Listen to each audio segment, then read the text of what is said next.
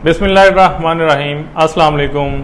आज की वीडियो में हम टाइफाइड फ़ीवर के बारे में डिस्कस करेंगे कि टाइफाइड फ़ीवर जो है वो क्या है, इसकी जो वजूहात है, जो इसके असबाब हैं वो कौन कौन से हैं और जो इसकी अलामात है वो कौन कौन सी हो सकती हैं। फिर मैं आपको बताऊंगा कि होम्योपैथिक में कौन कौन सी ऐसी अद्वियात मौजूद हैं जो कि सक्सेसफुली टाइफाइड को ट्रीट कर सकती हैं। मैं डॉक्टर मोहम्मद मुस्तफ़ा आपको अपने यूट्यूब चैनल पे वेलकम करता हूं। तो चलें आज की वीडियो शुरू करते हैं। टाइफाइड फ़ीवर, जिसको आप आम ज़बान में टाइफाइड के नाम से जानते हैं, ये किस्म के बैक्टीरियल इन्फेक्शन से होता है जो कि मुख्तलिफ जिस्म के अज़ा को मुतासर करता हुआ पूरे जिस्म में फैल जाता है। अगर टाइफाइड का जो बरवक़्त और किसी मुस्तनद मुआलिज से जो है ट्रीटमेंट ना करवाया जाए, जो प्रॉपरली इसका ट्रीटमेंट इनिशियल स्टेज में ना करवाया जाए, तो जो बैक्टीरियल इन्फेक्शन है ये प्रोग्रेस करती जाती है, जो कि बाज़ सीरियस पेचीदगियों का बायस बनती हैं और फिर ये एक मोहलक सूरत हाल अख्तियार कर लेती हैं। मरीज़ को जो है वो काफ़ी बुरी तरह मुतासर करती है। तो ये तो होगा टाइफाइड फ़ीवर के बारे में जनरल सा मैंने जो आपको एक कॉन्सेप्ट है वो बताया है। अब मैं आपको बताता हूँ कि जो टाइफाइड फ़ीवर होने के असबाब हैं, जो उसकी वजूहात है वो कौन कौन सी हैं जिनकी वजह से टाइफाइड फ़ीवर जो है वो हो सकता है। टाइफाइड बुखार, जो कि मैंने आपको बताया कि एक किस्म की बैक्टीरियल इन्फेक्शन से होता है। ये बैक्टीरिया, जिसको हम सैल्मोनेला टाइफाई के नाम से जानते हैं, ये सेम वही बैक्टीरिया है जो कि फूड पॉइजनिंग का बायस बनता है। ये दो तरीके से जो है वो इंसानी जिस्म को मुतासर करता है, जो कि टाइफाइड होने का फिर बायस बनती है। एक तो जो इन्फेक्टेड पर्सन है, जो कि पहले इससे मुतासर शख्स है, और दूसरा सी फूड या कि दूसरी जो खाना या ग़िज़ाएँ जो कि हम खाते हैं, ये कैसे मुतासर होती हैं, मैं आपको अभी थोड़ा फर्दर गाइड करता हूँ। ये जो सी फूड या खाना जो कि इन्फेक्टेड पर्सन का जो फुजला होगा, अगर उससे ये सी फूड मुतासर हो चुकी होंगी, तो जो खाना या सी फूड जो खाएंगे हम, तो वो भी जो है वो कंटामिनेटेड होगा, फिर जो है ये बैक्टीरियल इन्फेक्शन का बायस बनेगा, फिर जो है वो आप टाइफाइड फ़ीवर में मुब्तला हो सकते हैं। ये टाइफाइड फ़ीवर का जो बैक्टीरिया है, जो कि सैल्मोनेला जो टाइफाई के नाम से आपको मैंने बताया है, ये मुतासरा शख्स के पखाना और पेशाब दोनों में होता है।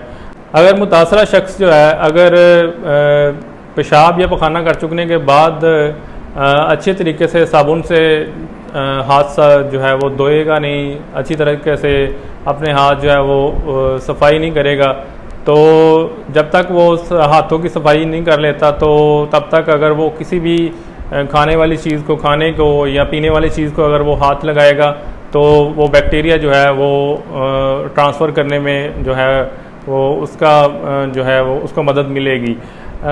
फिर जो आम शख्स जो भी उसके जो हाथों पर लगाए हुए खाने को खाएगा, या जो चीज़ें जिनको उसने छुआ होगा तो उसको इस्तेमाल करेगा, तो फिर जो आम शख्स है वो भी उस जो कंटामिनेटेड खाने को खाने के बाद उसमें जो है वो टाइफाइड बुखार में मुब्तला हो सकता है। तरक्की पजीर ममालिक जैसे कि इंडिया, पाकिस्तान, बांग्लादेश, श्रीलंका या हमारे जो नेबरहुड दूसरे कंट्रीज़ हैं, जहाँ पे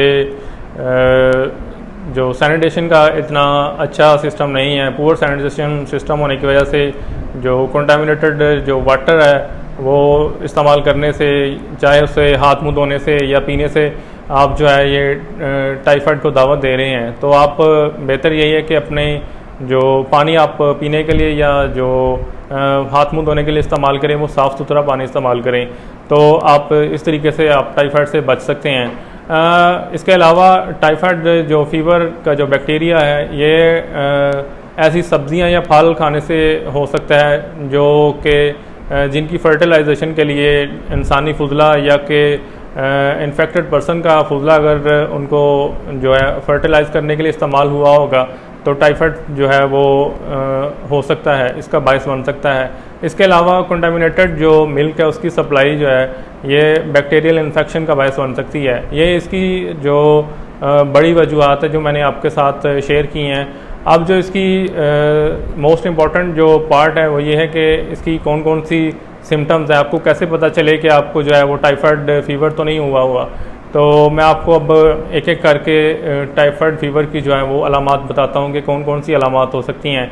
अगर आप इनिशियल स्टेज में टाइफाइड को जो है वो कंट्रोल नहीं करते, अगर आप उसका जो है प्रॉपर इलाज नहीं करवाते, तो इसकी जो अलामात हैं वो 3 से 5 दिन के बाद जो है वो प्रोग्रेस करना शुरू हो जाती हैं। तो फिर जो है वो जो सीरियस कंडीशन पेशेंट की जो है वो होना शुरू हो जाती है। बेहतर यही है कि आप टाइफाइड को जो है वो टाइम पे डायग्नोज करने के लिए लेबॉर्ट्री में जो भी इसके टेस्ट अवेलेबल हैं वो करवाएं, तो आप जो है वो इसको टाइम पे जो है कंट्रोल करें। तो इसकी जो अलामात हैं उनकी तरफ आते हैं। जो सबसे पहले टाइफाइड फीवर की जो अलामात में अलामत है वो ये है कि इनिशियल स्टेज में टाइफाइड जो है वो इस जो पेशेंट है उसका टेम्परेचर जो है वो आहिस्ता आहिस्ता जो है ग्रो करेगा। 99 से 100 तक इसका पेशेंट का जो है इनिशियल स्टेज में टेम्परेचर होगा। उसके बाद अगर टाइफाइड जो है वो जड़ें पकड़ चुका होगा तो मरीज़ का जो टेम्परेचर है वो 103 डिग्री फ़ारेनहाइट से लेकर 104 डिग्री फ़ारेनहाइट तक जो है वो रहता है।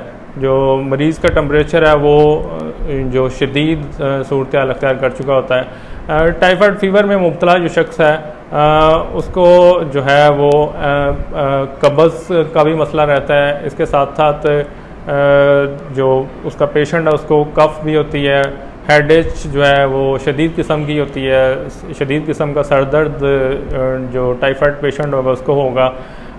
उसके अलावा जो टाइफाइड इन्फेक्टेड पर्सन होगा उसको पूरे जिस्म में जो है वो जो क्रैम्प्स और जो दर्दें हैं वो शदीद होंगी, जिस्म उसका टूट रहा होगा, इस किस्म की इसको जो है वो अलामात होती हैं। बाज़ औक़ात जो टाइफाइड इन्फेक्टेड पर्सन होगा उसको जो है अब्डोमिनल स्ट्रेन्स या पेन, पेट दर्द होता है, डायरिया हो सकता है, और इसके साथ साथ जो टाइफाइड से मुतासरा शख्स होगा उसके बाद ऐसे केसों में भी देखा गया है कि जो एब्डोमिनल का जो पार्ट है, जो पेट का हिस्सा है, इसके ऊपर रोज़ पिंक कलर के रैशेज़ होते हैं, जो गुलाबी सुरख रंग के उनके ऊपर रैशेज़ बने हुए होते हैं। तो ये इसके जो टाइफाइड फीवर में मुब्तला जो शख्स होगा उसकी अलामात हैं।